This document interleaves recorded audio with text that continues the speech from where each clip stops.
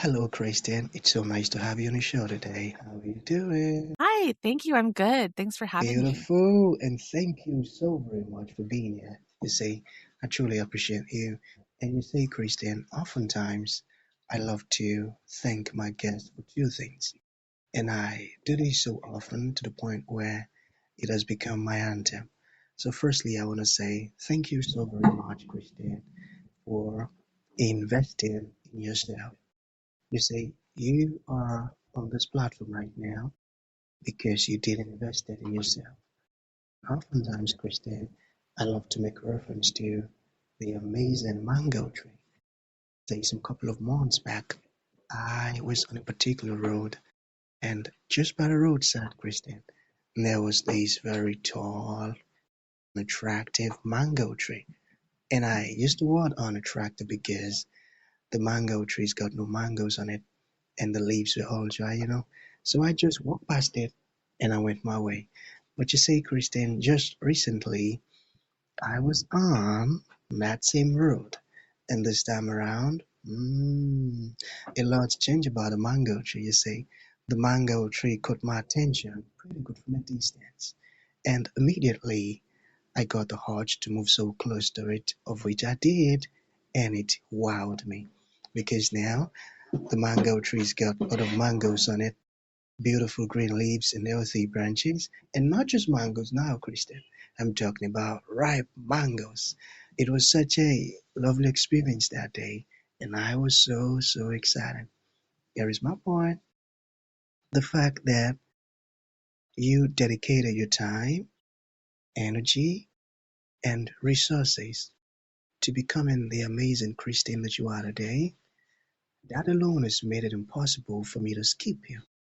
And that's why you got the request from me to be on the show, because I was attracted to the fruit of all that you're doing, your philosophies, your insight, your work, your podcast, your insight to workplace and all of this stuff. I found them beautiful. So I've got to say thank you so very much for doing that to yourself. And secondly, thank you for saying yes to the invite. Because if you had said nope, there was nothing Elisha could do about it. Thanks so much, Kristen. Yeah, thank you. Yeah. Thank you for that. And thank you for the beautiful mango tree metaphor. I think that's incredible. Thank you. So let's get right into it. Everything counts. So, I am quite excited to have you on the show today, Christine, for some reasons. Firstly, my interest in knowledge seeking. I believe in order for one to transition from a terrible situation to that of a beautiful one, Christine, I believe it takes the application of knowledge, quality information, and not just knowledge alone, but the application of it. And you see, Christine, ever since I discovered that light in the Hebrew means knowledge and darkness ignorance, I've been so keen to knowledge seeking. Why? Because I do not want to remain in the dark.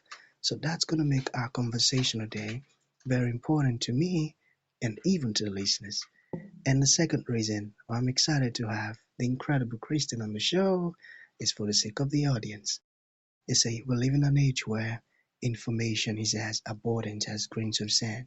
We've got lots of information flying out there. So these folks trust me for quality, eye-opening, and very important information, of which I am totally convinced, Christian, that our conversation is going to be insightful and impactful. So for that reason, Christian, let's get started with your introduction. Talk to us about your personal or your professional journey. Excellent. Hi, welcome. Thank you for the introduction and thank you for inviting me. I feel honored and I still feel like such an imposter, who am I? Who am I? So I am an executive at a global philanthropy institution where we give money to LGBT organizations all over the world. That is my day job. I have done a ton of weird jobs in the interim to get to that job. And I kind of I made it to this level of executive yay, I did it. I climbed this ladder and I did all this weird stuff to get there. And it always felt like, is it, is this ever going to come together? Am I ever going to reach whatever goal I have in my head? And I did. And then ultimately that didn't feel like I thought it would feel. And so I started a podcast to start to talk to my friends, family, and others um, about our journeys in work and in life, because we have to work. And sometimes it feels silly to take work so seriously when other things are happening around us, but it still is important and we're still kind of allowed to take it seriously. And so I started Everything Counts. The spirit of Everything Counts is that everything that we have done up to today counts to make us who we are today. And I think about the mango tree that you referenced at the top, because it's a lot of that same level of patience where you see something and it's not impressive yet. And you're going to walk by it every day and you're going to wonder, like, are we ever going to see fruit from that tree? And then one day the tree happens. So the fruit happens. And so I have now started this platform where I'm so interested in everyone's story. I'm so interested in celebrating the good and the hard and the things that we've done to get to today. Sometimes that means taking jobs that don't feel aligned with our goals. Sometimes that means taking care of our family and making that our priority. Um, and that's where I am today. Okay, so you talked about your path and how you climbed series of ladders to get where you are today. So what surprised you the most about your own path? Yeah, I think I took a lot of detours because there were a lot of moments in my life where I wasn't even in the place that I wanted to be, meaning like I was living somewhere that I didn't want to be. So I moved. And anytime you do something like that, you take a step back from whatever path that you're on. I did that several times because ultimately I like to just find home. If I work at a place and I'm happy, then I'm happy. That's the job that I'm doing. And so like each along the way, I just sort of like stopped and rested at the place where I was. And it didn't always make sense. Like, why am I even here doing this thing? But but it felt like home. It felt good. I stayed and then I moved on. And some of the things that surprised me along the way are the ways in which you can just sort of find yourself either at home and at peace somewhere unexpected, or you can find yourself kind of agitated. Maybe this was exactly what you wanted, but it's not, it still doesn't feel right. And so listening to myself along the way is sort of the piece that also surprises me. The piece that's like, I have to step back and think, this isn't right. This is aligned with my path, but I still don't want it. And then as I stepped into leadership roles, I started to do even more reflecting on myself. I think to become a leader, the responsible thing to do is to really look at yourself in the mirror and think about all of the ways in which you probably need to heal in some ways so that you can be a better leader and a better mentor for young folks. So I think some of that like self-reflection along the way has shaped who I am as a leader, and making sure that I can show up and help people become their best selves in a way that doesn't center me. Mm, self-reflection along the way has made you become who you are as a leader. Wow, I got that. I got that. So what about this one? What is one professional norm you question? There are so many, pretty much all of them, I think I question. The biggest one, the biggest one, I think it's very huge to me. It's huge to nail down, but it's the idea of authenticity. I think a professional norm is to everyone puts on the same mask and we put on the same clothes and we show up and we all look the same and talk the same. And, if you deviate from the script, then it's weird. I think that's such a norm that I'd love to see us do away with. I want everyone to come to the table as their whole self and like really authentic. When you know who you are and you're speaking from your heart, that's when your best everything comes out. Right, That's when we're getting right. everyone's best ideas. And that's also when we feel like a sense of calm or in the room when everyone is sort of just relaxed and being themselves. So ultimately I also love fashion. And I just really believe that we can show up as ourselves in fashion and in energy. And that's when we're going to be our best professional selves. I think I agree with that.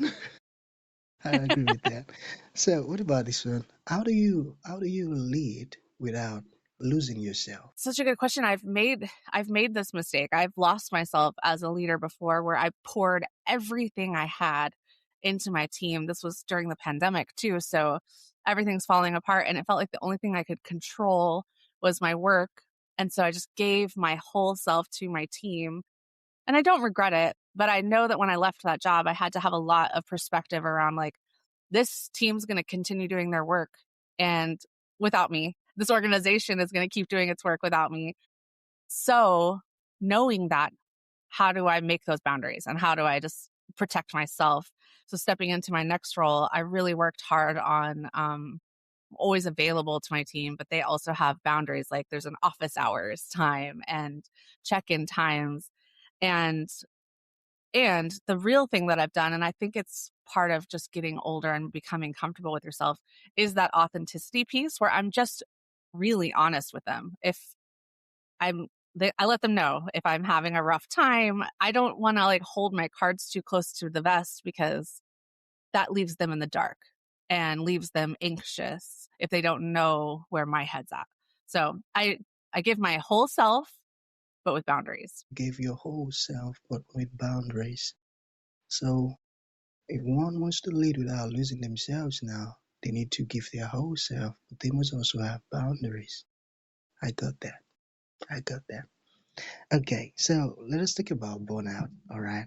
So, how did burnout show up for you, and what finally forced you to slow down? Yeah.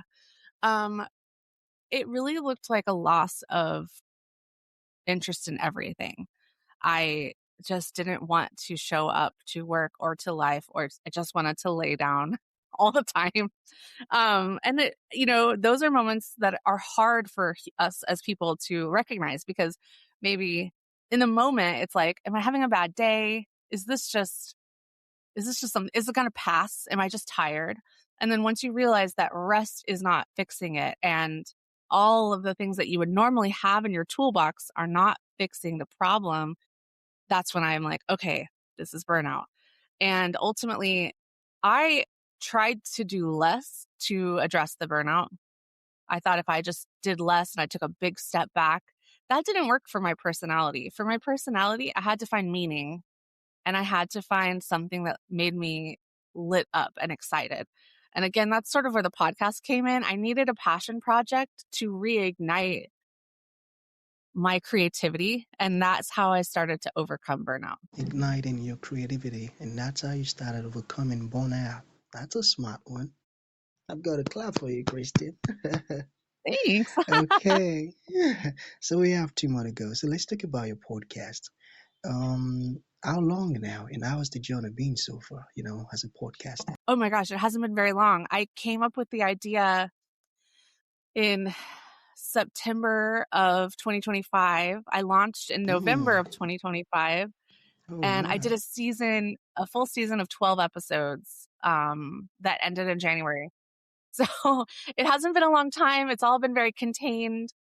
We have a new season coming out February 25th. I think that part of the season cadence is so that, again, there's no burnout. There's passion and this is extra work on top of my work. So I didn't want it to become a never ending loop that then also caused more burnout. So hasn't been a long time, but it has healed a part of my heart that really needed it. So finally, all right, what does real recovery look like, in terms of overcoming burnout? Yeah. I don't I hesitate to say, much like anything mental health related, really, do we actually overcome it or does it take a new shape? Um Mm. I d- I kind of I kind of hesitate for myself to say like I'm fixed, we're done, I'm good, because then I'm afraid I might lose that motivation and all the tools that I've collected over time to try to overcome the burnout. So, maybe we're never done with it. And maybe it's more like we're always at risk of burnout when we aren't taking care of our boundaries and when we aren't doing the things that fill us with joy. So I think that my advice really is to find the things that make you feel whole and hold on to them and cultivate them. And that's how you'll keep burnout away for as long as possible. Yeah. For that. Yeah. Awesome. Thank you. It's so I promise this isn't just branding when I say this, but everything does count. My thought that I want to leave folks with is whatever you're doing means something in your big picture, even when you feel a little lost. And you're never really off track, even when maybe you're feeling burnout. You Everything you're doing is part of your story. And um don't be afraid to take a step back and kind of honor that and honor your path. And you can find the podcast at everythingcountspod.com. You can email me at Kristin at everythingcountspod.com. And truly, I hope that folks really just honor the path that they're on and take it one step at a time. Yeah, everythingcountspod.com. Thank you. Thanks for having me. This was wonderful.